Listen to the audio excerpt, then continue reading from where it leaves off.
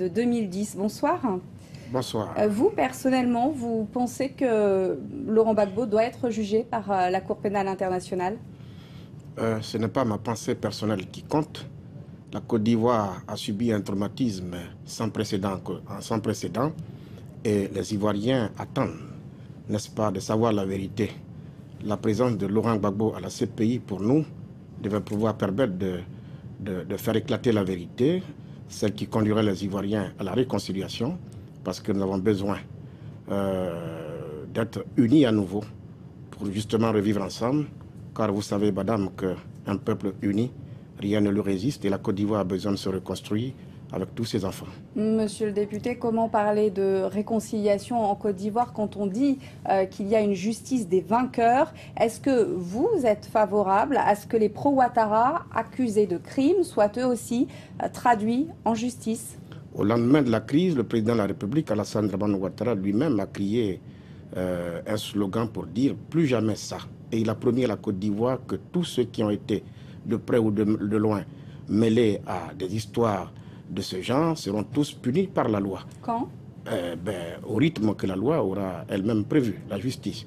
Donc je fais confiance aux propos au président de la République et je ne doute pas que dans l'intérêt supérieur de la Côte d'Ivoire, eh bien, ce qui devrait être fait pour que la paix règne en Côte d'Ivoire soit fait le moment venu. Le président Alassane Ouattara se représentera en 2015. Vous y allez ensemble ou en ordre dispersé, monsieur? Je suis ici pour parler du PDCI-RDA, dont je suis le président de la jeunesse. D'ailleurs, ce parti tiendra son congrès au mois d'octobre prochain. Vous savez que le PDCI-RDA, c'est le plus vieux parti de Côte d'Ivoire qui a bâti ce pays, qui l'a amené à l'indépendance, qui l'a construit, qui a perdu le pouvoir en 1999 du fait d'un coup d'État militaire. Alors, je vous le dis tout simplement, notre alliance stipule qu'au premier tour, chaque parti membre de l'alliance, nous sommes 4, a le droit de présenter un candidat. C'est comme ça qu'en 2010, Henri Konan Bédié du PDCI était candidat, tout comme Alassane Ouattara.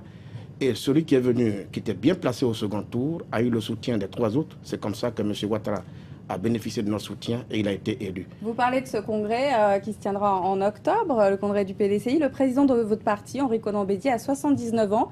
Il dit que le fauteuil l'intéresse toujours si le congrès le soutient au mois d'octobre.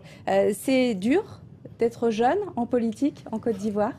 Je ne dirais pas comme ça que c'est dur d'être jeune en politique en Côte d'Ivoire. Je connais bien le président Henri Konan Bédié qui est, pour nous, en Côte d'Ivoire, nous le connaissons comme étant un homme de parole. M. Bédié disait sur cette chaîne de télévision, d'ailleurs, en 2010, qu'il ne ferait pas comme l'autre, c'est-à-dire les chefs d'État africains qui, malgré l'âge avancé, s'entêtent. Et dans Jeune Afrique, du 8 octobre 2010, M. Bédié annonçait que s'il était battu aux élections présidentielles, eh bien, il imaginerait une autre forme de vie, mais en tout cas, pas dans l'arène publique.